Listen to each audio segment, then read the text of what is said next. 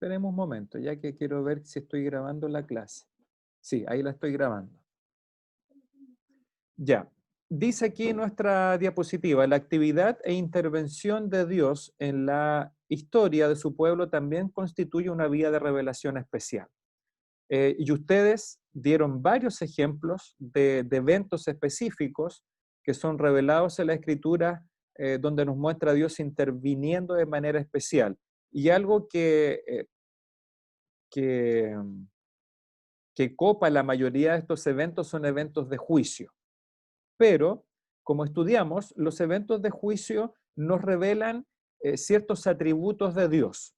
Por ejemplo, la santidad y la justicia, que sería lo más obvio cuando ocurre un evento de juicio respecto de Dios hacia una persona, hacia su pueblo, un pueblo en específico, o incluso a toda la humanidad, como lo vimos en el juicio del diluvio. Pero también con un poquito más de estudio y profundidad, descubrimos que los eventos no solo nos revelan, los eventos de juicio, a eso me refiero, no solo revelan o manifiestan la santidad y la justicia de Dios, sino que también, ¿qué es lo que revelan? Su amor y su gracia, su Per- misericordia. Perfecto. Gracias, Francisco. También los eventos de juicio o cuando Dios interviene para juzgar, nos muestra la gracia, el amor y la misericordia. Y no en oposición, sino que amalgamado, mezclado, unido de la manera que solamente Dios puede realizar. Y vimos algunos ejercicios, algunos ejemplos. No tengo aquí todos los listados que les mencioné, pero, por ejemplo, eh, nos decía anteriormente el profeta Miqueas y Ezequiel, como vimos en la primera diapositiva, Dios, por medio de sus actos de juicio, nos reveló quién es Dios y ustedes conocerán quién soy yo o quién es Jehová. Pero también algunos de estos actos de juicio nos revela el amor de Dios por su pueblo. Por ejemplo, en Éxodo descubrimos cuando Moisés está hablando con su suegro, le dice que todo lo que significó el juicio sobre Faraón, sobre Egipto y la liberación, mostró cómo Dios ama a su pueblo de manera específica.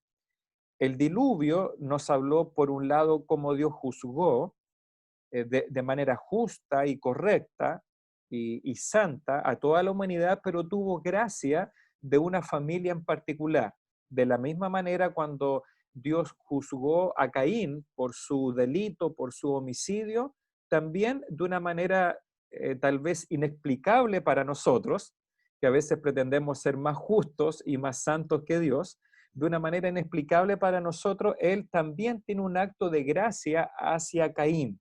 ¿Por qué? Porque Dios cuando juzga quiere revelar su justicia, su santidad, su pureza, su separación del pecado, pero al mismo tiempo Él quiere glorificarse a sí mismo por estos actos de gracia.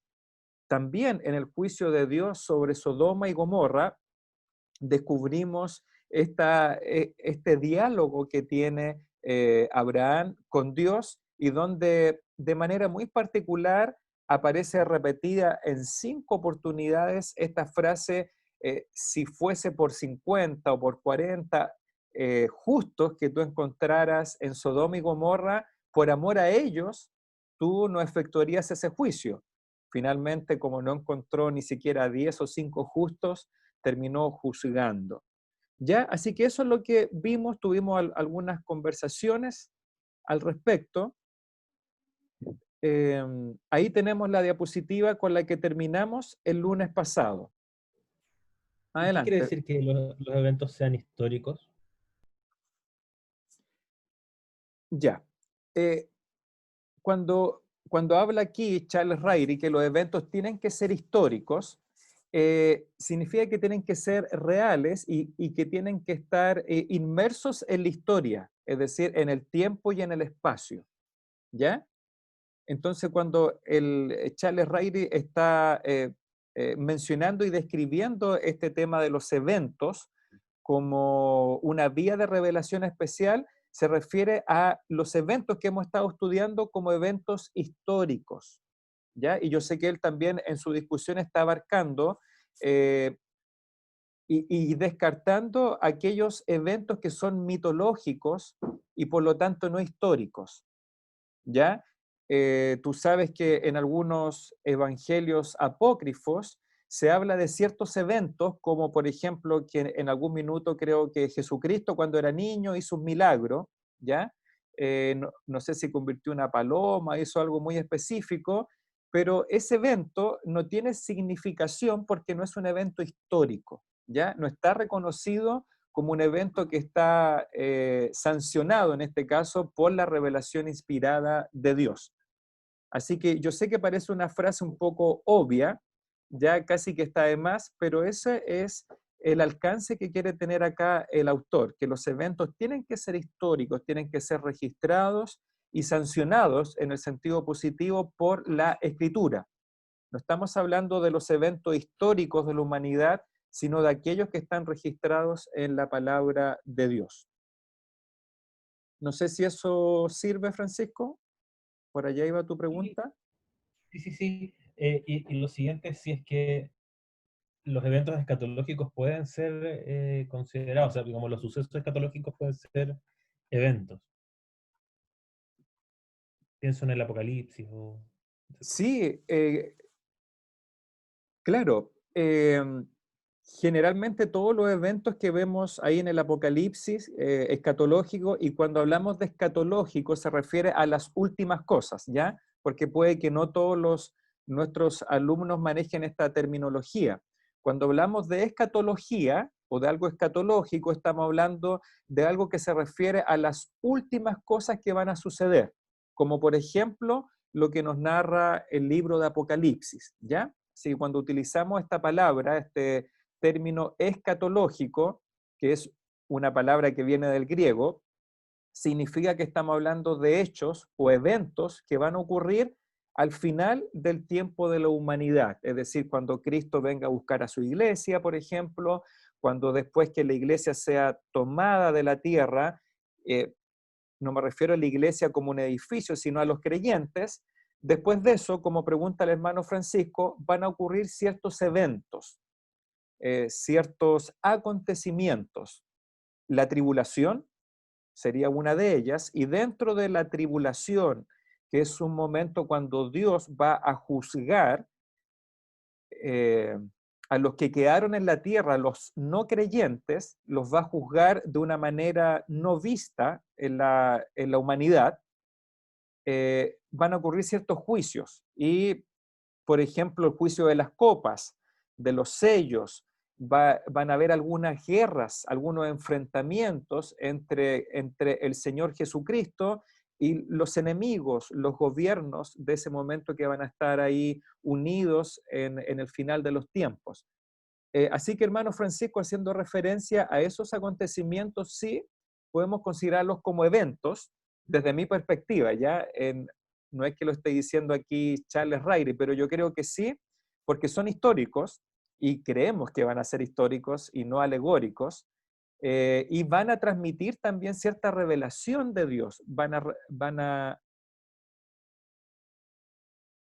nos van a transmitir a nosotros cierta información, aunque ya todo está descrito en la palabra de Dios, pero recordemos que incluso en el tiempo de la tribulación van a haber profetas, ¿cierto? Para los que están estudiando ahí en los días Sí. lunes, me parece, o los que estudiaron el rapto pretribulacional, van a haber dos profetas profetizando y van a haber otros, los 144.000 escogidos, que también de alguna manera van a estar profetizando o proclamando ciertas verdades de Dios. Ahora, aunque van a haber profetas al final de los tiempos, no es mucho más, a ver cómo explicarlo mejor. Ellos no nos van a revelar cosas o no van a revelar cosas que ya no están reveladas en las escrituras. Por ejemplo, en algún momento ellos van a proclamar el Evangelio y el Evangelio ya lo tenemos. Ellos no van a poder agregar algo nuevo a que Cristo murió, resucitó y que murió por nuestros pecados. ¿Ya? Así que, hermano Francisco, desde mi perspectiva, yo creo que los eventos escatológicos pueden considerarse como como eventos históricos y que nos van a transmitir o nos van a confirmar, mejor dicho, por un lado, la santidad de Dios. ¿Qué otras cosas crees tú, Francisco, por ejemplo, que esos eventos nos podrían comunicar de la persona de Dios? Tú que me Su imagino que has justicia, meditado en esto. su justicia, su misericordia por el tiempo que ha esperado, su gracia respecto de nosotros, su amor también respecto de nosotros, su omnisciencia respecto de los sucesos que van a ocurrir, están tan bien descritos y con un final tan preciso, etcétera. Muy bien, Francisco. Entonces, estos eventos nos van a confirmar ciertos atributos que Dios ya ha mostrado, pero también se me viene a la mente uno que haciendo un acto de fe nosotros, ¿verdad? Es decir, confiando y teniendo la convicción que van a ocurrir en el futuro, no sabemos cuándo. Pero si van a ocurrir en el futuro y creemos eso, ¿qué es lo que nos muestra eso de Dios respecto a que Él lo anunció hace 2000 años atrás? ¿Qué atributo podríamos ver ahí también de Dios? Más allá de la omnisciencia, sino algo, un atributo que se relaciona con nosotros. Su fidelidad. Bien, Carla, ¿cierto? Sí, va a estar. Ya. Muy bien, ahí tenemos otro atributo, porque si todo esto va a ocurrir efectivamente, como es nuestra convicción bautista, nos va a mostrar que Él es fiel a lo que diseñó de alguna manera, es fiel a lo que prometió por medio de Daniel, ¿cierto? En Daniel capítulo 9 podemos ver este anticipo como en la profecía, en el sueño que tiene Nabucodonosor y que Daniel interpreta con la ayuda del ángel, ¿se recuerda? Ahí nos muestra todo un diagrama profético de Israel, de la iglesia y de los últimos acontecimientos. Si esto va a ocurrir, como creemos que va a ser, nos muestra que Dios es fiel a su palabra, Dios es fiel a sus promesas y como también lo dijo Francisco, Dios es fiel a sus juicios. Es decir, cuando Dios prometió juicio, siempre ha cumplido Dios con esos juicios. Cuando Dios promete salvación, por lo tanto, concluimos que Dios también va a cumplir con su promesa de salvación. Así que yo creo que es un muy buen tema, hermano Francisco y Carla, como lo mencionaron, el poder reflexionar sobre cómo los eventos escatológicos nos hablan del carácter de Dios. Yo creo que sería un buen ejercicio, ¿no? Sí, el Hacer un hermano día. Héctor lo estuvo haciendo durante su predicación de los jueves. Quizás no tan explícitamente, pero lo señalaba, lo recuerdo. Sí, nuestro hermano Héctor estuvo ahí o ha estado en varios años. El hermano Héctor se ha especializado, por así decirlo, en Apocalipsis. Así que él es una fuente ahí de enseñanza muy erudita. ¿Les parece si hacemos un ejercicio de reflexión? ¿Sí? Ya, vamos a hacer un ejercicio de reflexión. Obviamente para los que están aquí en Zoom y también para que los hermanos que están escuchando en Facebook puedan reflexionar. Y aquí tengo una afirmación y dos preguntas. Dice, la historia humana, ahora no estoy hablando de los eventos específicos, como por ejemplo el diluvio, eh, el- la salida de Egipto, la encarnación de Cristo o cuando Cristo viene a la tierra, sino de la historia humana en su conjunto, ¿ya? Por eso es que cambié de eventos a la historia humana. La historia de la humanidad en sí misma, con sus hitos históricos ocurridos después del cierre de las escrituras, ¿ya? Es decir, la historia humana, desde que se cierra la escritura, año 90, 100 después de Cristo. Y hago esta pregunta respecto a eso. podemos interpretarlos como una vía de revelación especial. No quiero que me conteste ahora usted, ¿ya? No quiero que nadie me levante el dedito, lo baje, ni que me responda nada todavía. Quiero explicarlo. Si pensamos en la historia humana, con todos sus hitos históricos, con los emperadores que vinieron después del año 100 después de Cristo, y todo lo que ocurrió después, las guerras, las divisiones del mundo hasta nuestros días, todos esos hitos históricos, ¿podríamos nosotros interpretarlos como una vía de revelación especial? ¿O la historia en sí misma podría ser una vía de revelación general? Aquí vamos a aplicar los dos conceptos que hemos venido estudiando para que usted conteste y converse y para que no se equivoque de alguna manera, como a veces nos pasa a los chilenos que tenemos poca comprensión de lectura. Quiero que primero piense qué es lo que es la revelación especial y las características de ella y qué es revelación general. Así que me gustaría que en este tiempo que vamos a reflexionar de esto, usted responda, la historia humana, no los eventos que están en la escritura, sino la historia de la humanidad, ¿podría ser revelación especial? Es decir, que Dios se revela de manera eh, infalible en la historia humana, o podríamos considerarlo como una revelación general que nos habla de ciertas cosas. Y quiero que mire aquí al frente, por favor, y que de alguna manera ustedes conversen, porque los voy a dividir en grupos, ¿ya? Para que conversen tranquilamente y tengamos unos minutos ahí para que entre ustedes conversen sin discutir, sin enojarse, ni agarrarse del moño, ¿ya? Aunque no pueden. Por medio de internet no se puede. Pero dice, por ejemplo, ¿qué nos muestran las guerras? ¿Qué nos muestran las guerras? Que la humanidad está llena, la historia de la humanidad está llena de guerras, ¿o no? ¿Qué nos muestran las guerras respecto a la naturaleza humana? ¿Qué nos muestran las guerras respecto al carácter de Dios? ¿Qué nos muestran las guerras respecto a las escrituras? Ahí yo lo desafío a que usted pueda relacionar estos temas que a lo mejor no se relacionan tanto a primera vista. ¿Qué nos muestran los eventos o los hitos históricos respecto a la naturaleza humana, respecto al carácter de Dios o respecto a las escrituras? Un evento que de hecho ha estado en discusión podría ser el descubrimiento de América.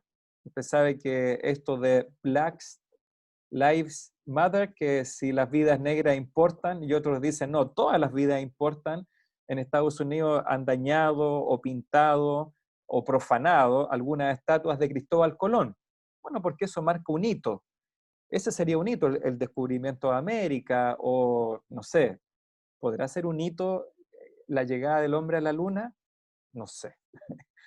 Y finalmente, ¿qué nos muestran los gobernantes en la historia humana? Los gobernantes que han existido, ¿podrían ellos decirnos algo de la naturaleza humana? No sé qué gobernante ahí se le viene a la mente, pero estos gobernantes, ¿podrían decirnos algo de la naturaleza humana respecto al carácter de Dios o respecto a las escrituras? ¿Ya? Así que estas son reflexiones que quiero que podamos compartir en nuestro tiempo de grupo. Bien, ¿están todos ahí, hermanos? Todos. Sí, Ya todos, sí, ya todos salieron obligatoriamente. Ya, ahí los veo a todos. Bien, ¿cómo les fue en su tiempo de reflexión? Obviamente no podemos hablar todos, pero sí puede hablarme uno por grupo, algún líder, algún vocero de cada grupo de manera más breve. ¿Cuáles fueron sus conclusiones o reflexiones? Yo aquí estuve El teniendo hermano lo Fabián mismo hizo con los buen hermanos aporte, de Facebook. Un momento, yo aquí con los hermanos de Facebook, ellos también me dieron sus opiniones y respuestas. Bien, ¿quién va a hablar primero? ¿Qué grupo? El hermano Fabián hizo un buen aporte en el grupo de nosotros. Ya. Hermano Fabián, entonces, ya lo designaron. Yo, yo hablé en realidad de una pura cosa que era de los gobernantes y algo que me llamaba la atención. Hoy día estaba escuchando una exposición de un pastor que hablaba de dos personajes y acerca de la justicia, porque era Karl Marx, no sé cómo pronunciarlo bien, pero como el creador del marxismo, no le agrada mucho a mi cuñado Francisco. Bueno, yo esperaría que nadie de esta reunión si eran anticristianos, ¿no? Digo yo. Bueno, sí. Y Jesús. Y él comparaba estos dos personajes porque primero exponía el sentido de justicia que quería presentar Marx, porque él hablaba de una justicia que quería ejercer sobre como darle justicia a los que eran supuestamente oprimidos, pero sin tener una bondad sobre el opresor, como que no había piedad contra el que oprimía, como que no había perdón. Y después comparaba a Jesús que también tiene, bueno, como el sentido de justicia correcto, que sí tenía una norma moral, pero a la vez también era bondadoso con el que ofendía. Pero obviamente era más profundo esto, pero me llamó la atención la comparación de justicia que hacía entre estos dos personajes, y que al final la justicia sin el carácter de Dios y sin querer ejercerla para Dios, termina siendo igual injusta, totalmente corrompida. Eso, básicamente. Ya, gracias, hermano Fabián, ahí por el aporte histórico y este contraste. Ahora, ese mismo grupo, que no recuerdo quiénes estaban, pero ¿a qué conclusión llegaron? ¿Podríamos considerar la historia de la humanidad como una vía de revelación especial? ¿Sí o no? Hay el grupo que sé... Mi hermano hermano Hugo Hugo. Usted, hermano Moisés, vamos adelante, usted adelante. No, el hermano José mejor. Hermano Hugo está en desobediencia porque salió ayer. Yo lo pondría. Hermano Huguito, usted lo dijo todo claro. No, estábamos analizando ahí con el hermano Fabián, José también hizo un aporte, el hermano Moisés, de que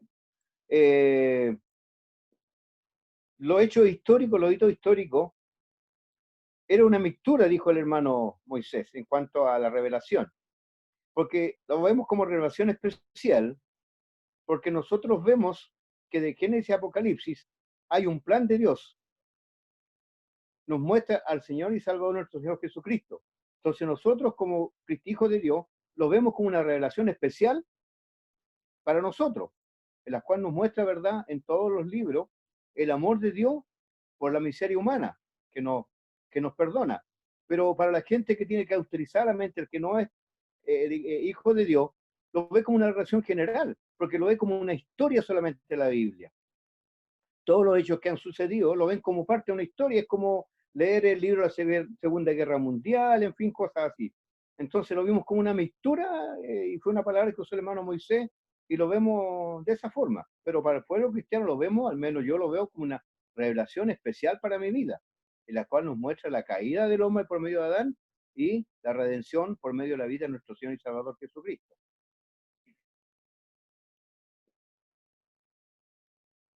Eso. Ya. Yo no sé si expliqué bien el ejercicio de reflexión, o a lo mejor yo no me expliqué bien, pero la pregunta mía es si la historia de la humanidad después del cierre de la escritura, es decir, y lo dije, ¿verdad?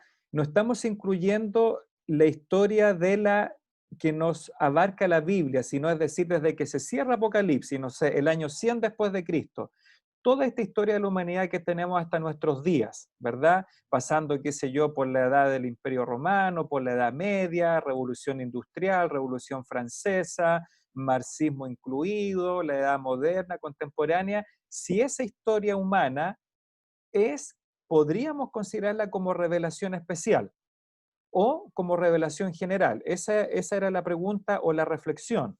Ahora quizás sería bueno volver a recordar qué es revelación especial, porque la revelación especial, por lo que hemos visto, es cuando Dios se revela a sí mismo de manera autoritativa, inspirada e infalible. Por ejemplo, cuando habló por medio de un profeta, cuando habló por medio del mismo Señor Jesucristo, o de un evento histórico como fue la salida de Egipto, y etcétera.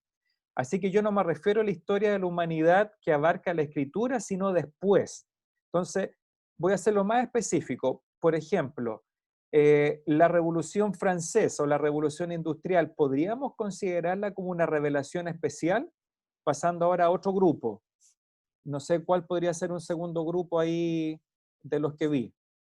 Nosotros vimos como que lo mostró de los hechos históricos de la Biblia. Sí, sí, por eso. ¿Podemos opinar? Sí, hermano Manuel. Nuestro grupo fue Carlitos Cerda ¿Ya? y la hermana Susi y hermana Vidalia. Ya.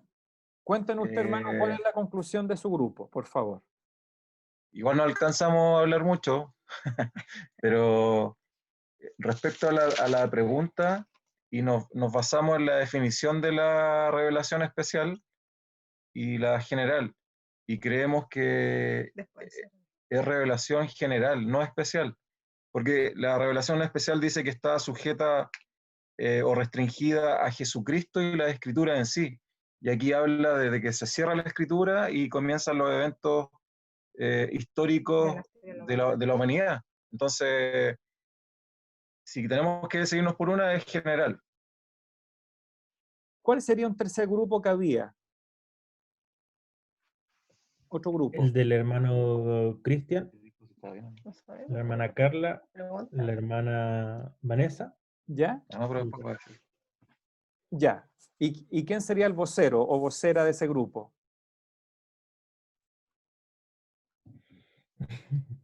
No lo planteamos, pero ahí se están ofreciendo el hermano Cristian y señora. Lo pueden ver en sus cámaras. No, ellos están indicando, están diciendo, no sé a quién apuntan. Ah, ya. Interpreté otra cosa. Pero igual hablo. Ya. Nosotros llegamos a la conclusión de que, más o menos parecido a lo que dijo el hermano Hugo, que depende del punto de vista como cristianos. Por ejemplo, en mi caso, yo antes de entrar a la religión, todos los hechos históricos de la humanidad yo hubiese visto como una revelación general, porque no conocía las escrituras. Pero ahora que sí estoy conociendo las escrituras, me doy cuenta de que todo lo que pasa en el mundo está escrito en la escritura y está todo escrito. Por ejemplo, abordamos el ejemplo de esta pandemia. Y la Biblia dice que vienen muchas enfermedades, muchas pandemias, qué sé yo. Entonces, nosotros tomamos la decisión depende del punto de vista de cómo lo tome uno, si es cristiano o no es cristiano. Claro. Ya. Esa fue la conclusión, entonces, que depende.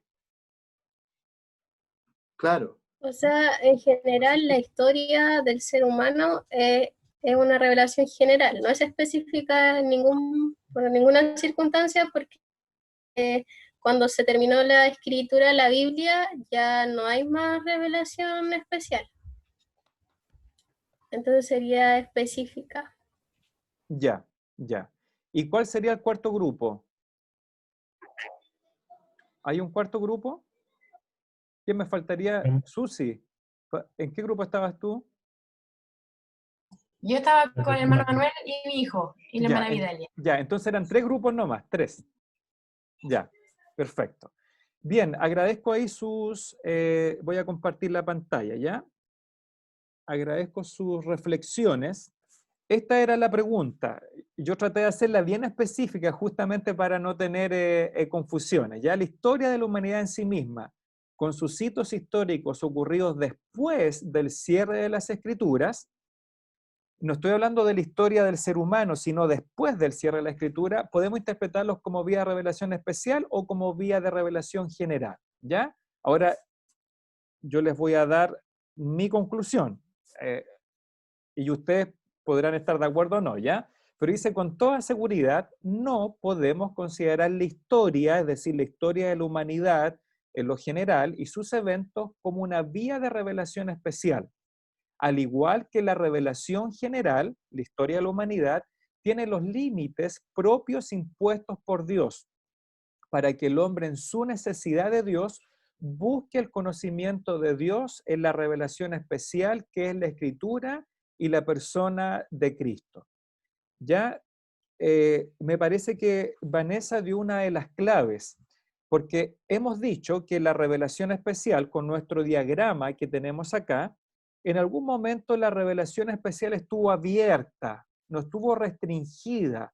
Hubo revelación especial por medio de los sueños, visiones, teofanías, ángeles, eventos, profetas, posteriormente Cristo y la escritura que se estuvo construyendo o redactando desde los tiempos de Moisés hasta los tiempos de Juan.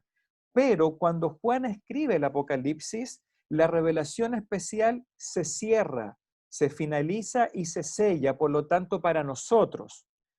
Todo lo que ha ocurrido posteriormente desde el cierre de la Escritura es revelación general. La revelación especial está solamente contenida en las Escrituras.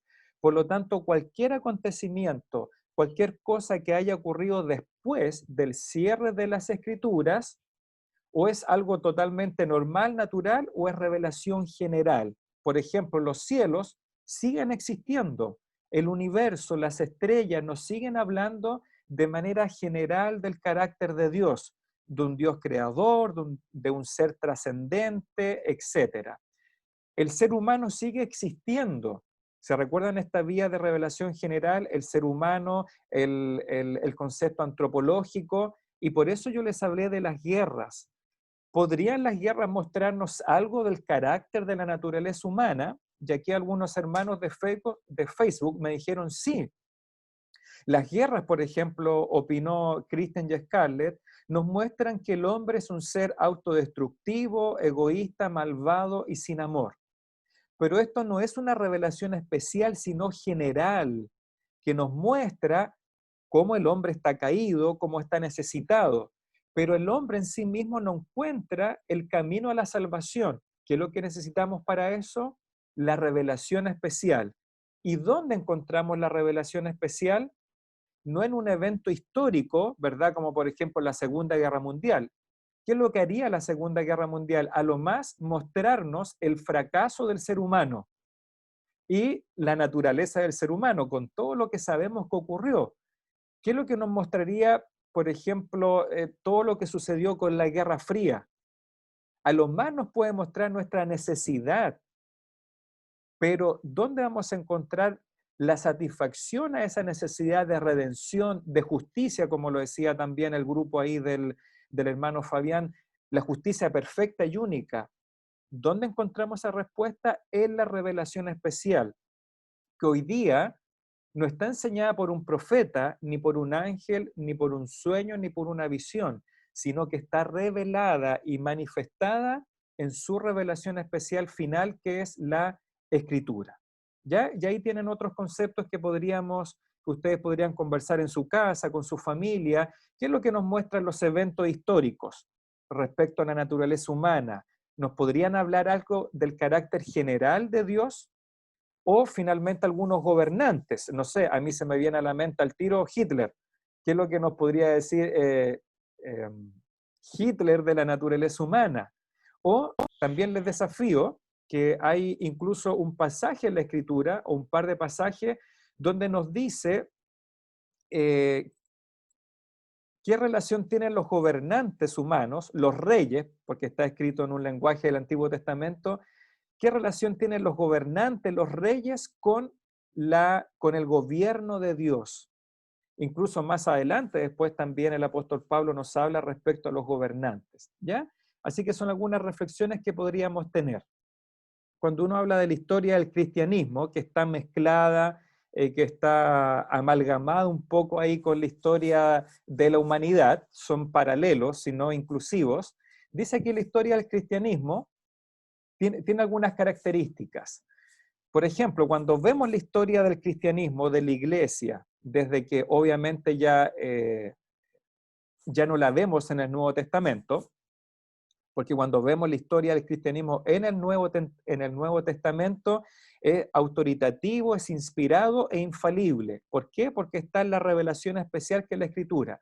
Pero después, cuando vemos el avance del cristianismo, nos muestra varias cosas. Por ejemplo, nos muestra la expresión de la naturaleza humana caída, en todos los fracasos que tiene el cristianismo en sí mismo. También nos muestra la historia del cristianismo la expresión de la gracia de Dios y la soberanía de Dios, es decir, cómo Dios gobierna, cómo Dios muestra su gobierno detrás de la escena en cómo avanza o cómo fracasa el cristianismo. También la historia del cristianismo nos muestra la lucha entre dos simientes, como lo podríamos expresar en un lenguaje bíblico. Según Génesis, anticipa, y yo entiendo ahí, ¿verdad?, lo que me expresó el grupo también del hermano Cristian Bascuñán. Claro, cuando vemos la historia en la Escritura, la podemos ver como revelación especial, pero, por ejemplo, la Biblia nos anticipa que iba a haber una lucha entre la simiente de la serpiente o del diablo y la simiente de la mujer, es decir, aquellos creyentes en Dios. Y la historia del cristianismo con la historia de la humanidad es una muestra de eso. No es una revelación, sino una muestra de cómo la humanidad en su conjunto ha luchado contra la descendencia de Cristo o con su iglesia verdadera. Por otro lado, vemos la lucha entre los hijos de los hombres, como lo dice el vocabulario del Antiguo Testamento de Génesis capítulo 6, y la lucha de los hijos de Dios. Cómo el cristianismo ha tratado de surgir, de avanzar, y la simiente no redimida de los hombres ha querido luchar contra la iglesia. Y por otro lado también en otro lenguaje como el del apóstol Pablo o el lenguaje de Juan, nos habla de la historia del cristianismo como la lucha entre los hijos de las tinieblas y los hijos de la luz. Pero como les digo, no nos está dando algo infalible ni autoritativo, sino es una muestra, es un pincelazo de cómo podemos ver nosotros en la historia de la humanidad estas expresiones de la naturaleza humana y la naturaleza de los hijos de Dios.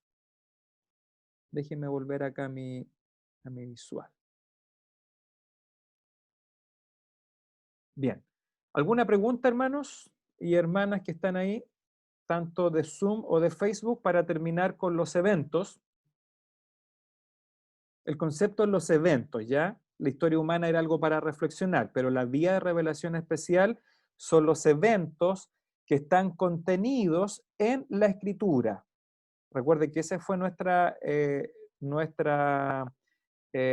advertencia final, que estos eventos históricos tienen que ser interpretados dentro o por medio de la misma Escritura. Por ejemplo, la crucifixión, el nacimiento de Cristo, el nacimiento de la iglesia, etc. La interpretación tiene que darle a la misma palabra de Dios. Y lo de la historia humana era solamente una aplicación para hacernos pensar un poco, ¿ya? ¿Preguntas o comentarios? Sí, yo tengo una pregunta. Francisco, ¿cierto? Sí. Ya. Justamente a propósito de lo que acaba de decir, esto de que la escritura tiene que iluminarnos respecto de que determinado evento es un evento de revelación del carácter de Dios o de lo que esté revelando en particular, ¿cierto? Cuando la Biblia dice, tal evento muestra la justicia, el amor, la gracia, etcétera, que lo dice la propia escritura. Yo me había quedado con una pregunta de la semana pasada, que tenía que ver con Gálatas 4, cuando Pablo se refiere a un evento, que es la relación entre Sara, la mujer de Abraham, y Agar, la esclava de Sara, y sus respectivos hijos, Ismael e Isaac. Y eso Pablo no lo usa como evento, no lo usa como un hecho, de hecho le llama alegoría, de hecho dice como usando la alegoría o la representación. ¿En ese caso se considera un evento también? ¿O se considera que la escritura lo está usando como un evento? ¿O es otra la figura que está empleando?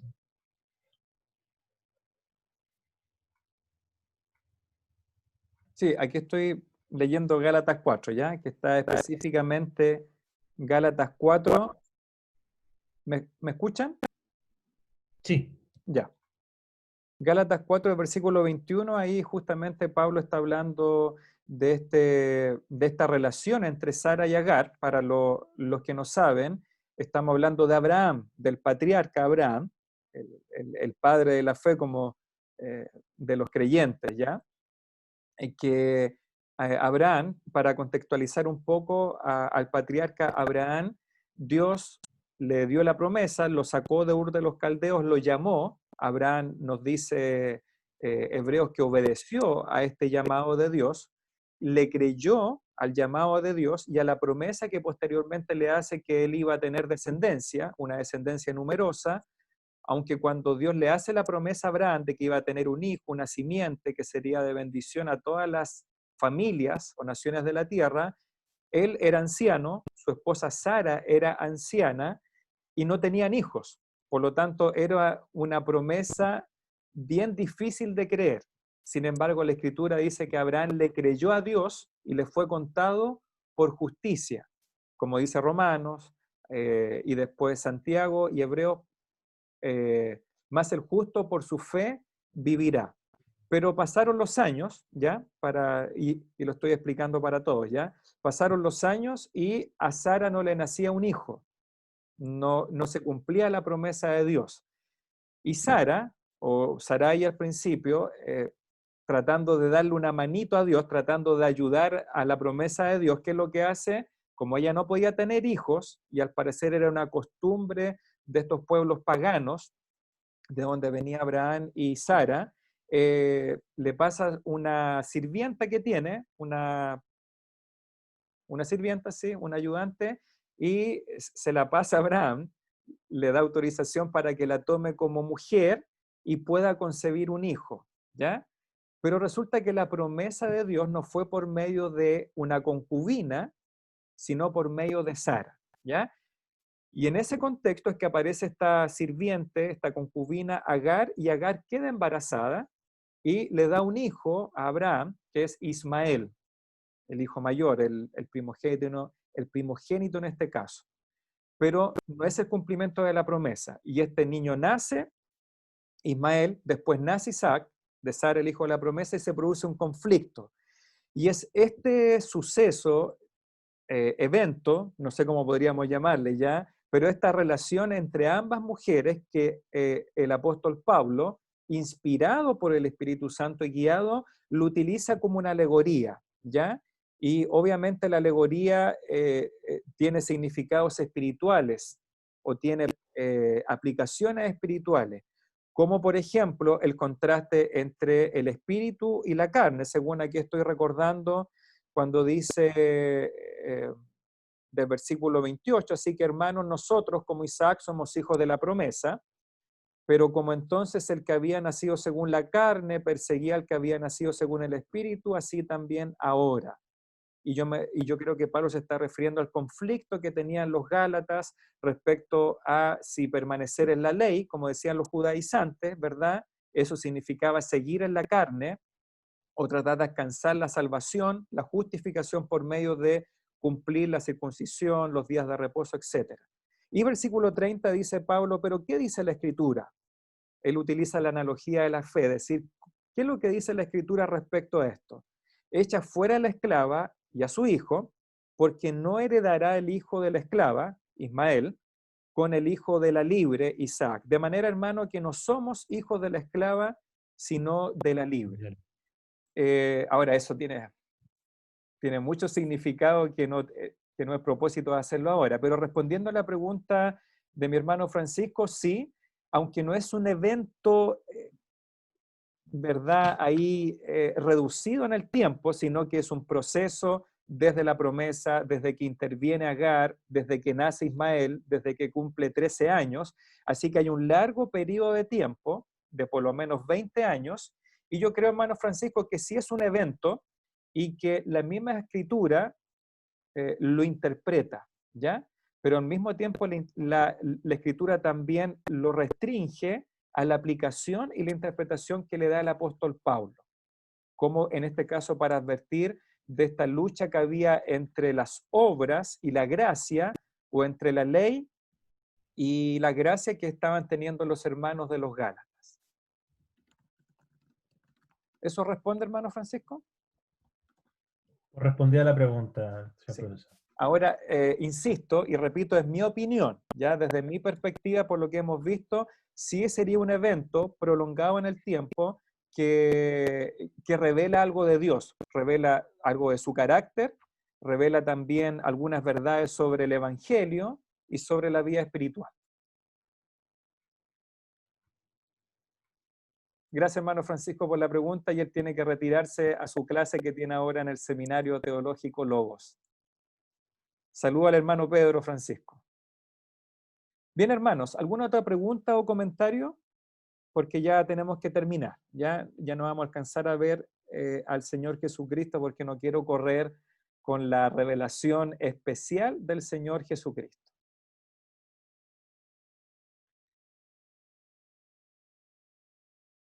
Y hermano Cristian Bascuñán, respecto a algo que dijo usted, ya, y que sí es algo importante, y que estaba en lo correcto cuando dijo, usted con su grupo, o lo que conversaba en el grupo, que efectivamente en la Escritura, como revelación especial, podemos ver anunciados o profetizados ciertos eventos de la historia humana, ¿ya? Que creo que usted dijo algo al respecto, ¿verdad? Que en la Escritura podemos ver. Y se me venía a la mente cuando Daniel tiene Nabucodonosor tiene un sueño y Daniel se lo interpreta, y en la interpretación del sueño de Nabucodonosor, ¿se recuerda la estatua? Que comenzaba con oro, con plata y terminaba con los pies de barro. Lo que hace este sueño, esta visión y la interpretación de Daniel es darnos un marco histórico de lo que va a suceder después de Daniel, con el advenimiento, por ejemplo, de Alejandro Magno, ¿se recuerda?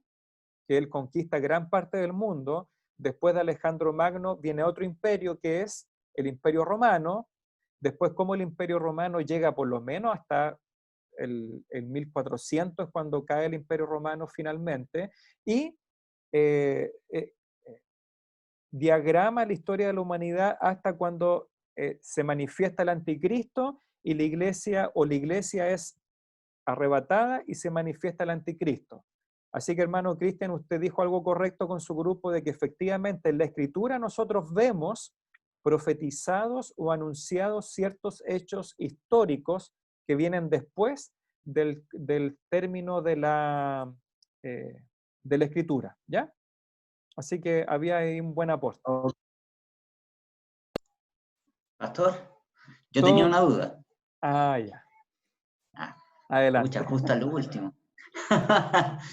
En la PPT salía, cuando hablaban del tema de los eventos, decía que habían eventos que pueden estar en una situación que no pueden quedar como completos. No me acuerdo, salía algo abajito. Ya, a ver, entonces, sí, adelante. Es que no me acuerdo, salía algo ahí que estuve leyendo, pero no me recuerdo muy bien. La anterior, si no me equivoco, la anterior. ¿En esa? Antes. No, antes parece. ¿Ahí? Abajo dice, por tanto la escritura, en la siguiente, la 62. Ahí ya, ahí perfecto. Dice, en el segundo punto dice, por tanto la escritura indica que el propósito de la comunicación en los eventos no debe extenderse o ampliarse más allá de lo que permite su revelación especial. Hacerlo sería llevarlo a cabo imposible y señala la escritura sin autorización divina. Tanto la escritura que el propósito, no sé si era esta comunicación en los eventos, no debe extenderse o ampliarse más allá de lo que permite su revelación especial. Ya, ayer, por ejemplo, hay eventos en la Biblia que uno los puede leer, pastor, y como que no tienen un final. ¿Ya? No sé si me explico, ¿cierto? Por ejemplo, no sé, por el tema de los gigantes, todo, son eventos que están en la Biblia, pero no tienen un final en sí. Y a veces podemos suele pasar, o a veces uno puede escuchar, que es como que le buscan de una forma como terminar ese evento. No sé si me explico. No. Es como que le añaden a ese evento situaciones para poder concluirlo. Sí. Pero hay en eventos que como que la Biblia calla. Y como que no tenemos su final, entre comillas. No sé si me explico de Ya, una forma clara. claro, pero sí, lo que tú haces son afirmaciones y que están correctas, pero Claro. ¿cuál es la duda específica? ¿Cuál es la pregunta? Mi pregunta es, si la Biblia calla, uno calla. Sí, pues, bueno, es casi una afirmación como lo Sí. dices. Sí, mira, ahora yo quiero recordar algo del principio de los eventos, que no todo lo que ocurre en la Escritura son eventos, ¿ya? Hemos definido los eventos cuando son una vía de revelación especial, es cuando Dios interviene en la historia de su pueblo de manera sobrenatural, ¿ya? Porque como lo dijimos, han nacido millones de niños y de niñas, ¿verdad? En los tiempos bíblicos nacieron, por ejemplo, en los tiempos de la esclavitud de Egipto, miles de varones judíos, de varoncitos, ¿ya? Pero solamente tenemos uno que es un evento porque Dios intervino sobrenaturalmente para salvar ¿a ya. quién? A ti mismo, ¿cierto, Moisés? Dios te salvó No a sé ti en si la yo, pero... cunita, ¿ya? Entonces, es un poco para no extendernos tanto con la definición de eventos. Como lo estamos estudiando, los eventos, cuando son una vía de revelación especial, es cuando Dios interviene de manera directa en la historia de su pueblo o de un personaje. Entonces te lo ilustro de esta manera. En los tiempos de este faraón terrible, nacieron miles de varones judíos, de varoncitos. Algunos fueron salvados por las parteras y otros lamentablemente fueron asesinados. Esos son, lamentablemente es un evento natural, pero con un bebé específico Dios intervino, ¿cierto? De manera sobrenatural. A Moisés lo salvó. Ahora, utilizó medios naturales, utilizó a la mamá, a la hermanita de Moisés, utilizó a la hija de Faraón, utilizó el caudal del río Nilo. No sabemos si lo libró de algún cocodrilo, no sabemos. Pero eso es un evento, según nuestra definición, no el resto de los nacimientos. ¿Me entiendes? El ejemplo que nos preguntaba Francisco. Tenemos muchos conflictos familiares en la historia de la Biblia. Por ejemplo, la mamá de Samuel, ¿verdad? Que tenía, su esposo tenía dos mujeres, Ana y Penina, ¿se llamaba? ¿Sí? Pero eso lamentablemente sucedió de manera normal en esos tiempos. Era una costumbre, una cultura no aprobada por Dios. Sin embargo, la relación entre Agar y Sara se transforma en un evento porque Dios interviene sobrenaturalmente ¿para qué? Para cortar esta rivalidad entre Ismael e Isaac y, como bien tú leías en la última frase, ¿quién pone o restringe la interpretación de ese evento? La Escritura. Por ejemplo, cuando Pablo lo utiliza como una alegoría en Gálatas 4. Entonces, efectivamente, como tú dices, Moisés, cuando la Biblia guarda silencio, ¿qué debemos hacer nosotros? Guardar silencio. Guardar silencio. ¿Ya? Yo sé que es una vuelta larga, pero la idea es explicarlo. Entonces, y lo vimos, ¿te acuerdas? El año pasado en nuestro curso de interpretación de principios de los principios de estudio bíblico. Por ejemplo, Jonás, como que nos deja Jonás capítulo 4 la historia ahí, ¿y qué pasó? Bueno, Dios lo quiso así, y ponerle apellido a lo que pasa después puede ser un ejercicio de conversación, ¿verdad? Moisés, ¿qué es lo que habrá pasado después con Nínive? Hicieron esto, habrán hecho este otro. Como conversación sí, pero si yo me paro un día en el púlpito, ¿verdad? de manera autoritativa con la palabra y yo le doy un cierre que no está en la Escritura, entonces, ¿qué deberían hacer ustedes? Dice, ojo, cuidado, ¿verdad? Puede que el pastor la haya chuntado, pero no se lo voy a creer. ¿Por qué? Porque la Escritura lo restringe. Entonces, cuando Dios habla, creemos y obedecemos. Y cuando Dios guarda silencio, nosotros debemos también guardar silencio. Y eso es lo que pasa, hermano Moisés, y a los otros hermanos, un poco con la teología y con la filosofía. Y que es lo que pasa mucho en los grados más altos de los teólogos, ¿verdad? Que filosofan. Y hay momentos donde Dios guarda silencio. ¿Y qué es lo que hacemos nosotros los hombres? Queremos llenar esos silencios o esos espacios. Por ejemplo, esta discusión de la soberanía de Dios y la responsabilidad del hombre. Y Dios revela en su palabra ambas cosas, que Dios es soberano, que Dios tiene el control, pero por otro lado nos dice que los hombres somos responsables. Entonces, ¿qué es lo que hago yo, por ejemplo, como predicador? O tú, Moisés, esperamos a lo mejor como futuro maestro, o el hermano Hugo que enseña, ¿verdad? O alguna de mis hermanas que enseñan. Si Deuteronomio dice, así le dijo Dios al pueblo, yo he puesto delante de ti el camino de la vida y el camino de la muerte. Y cuando Dios le dice a Israel, escoge pues, ¿qué es lo que hago yo como predicador? Digo lo que Dios dice. Dios le dijo a su pueblo que escogiera. Yo no me voy a poner a elucubrar o filosofar, no, es que Dios se lo manifestó, pero en el corazón Dios tenía otro decreto de secreto y como que Dios dice, no, ustedes no pueden escoger. ¿Te fijas o no? Eso es hablar cuando Dios ha guardado silencio. O lo mismo cuando Jesucristo predica, o Juan el Bautista, o Pedro en el libro de los Hechos, cuando me dicen, no, es que los hombres no pueden convertirse. Y sabemos que no podemos hacerlo nosotros. Pero cuando Pedro dice, conviértanse, convertíos, para que sean perdonados, limpiados vuestros pecados. ¿Qué es lo que hago yo? Hago lo de Pedro. Yo le predico a ustedes, conviértanse, arrepiéntanse y crean en el Evangelio. Yo no me pongo a explicar, es que detrás de esto Dios está actuando así. ¿Lo explicó Cristo? Guardó silencio. ¿Lo explicó Pedro? No. Así que gracias, Moisés, por tu afirmación final de que cuando Dios calla, ¿qué es lo que hace el hombre? Guarda silencio. Además que lo dice también Lamentaciones, dice, ¿cierto? Que hay que nos paramos delante de Dios y callamos para finalmente creer. Ahora puede que no todos estén de acuerdo con mis afirmaciones, pero es lo que yo les puedo comentar.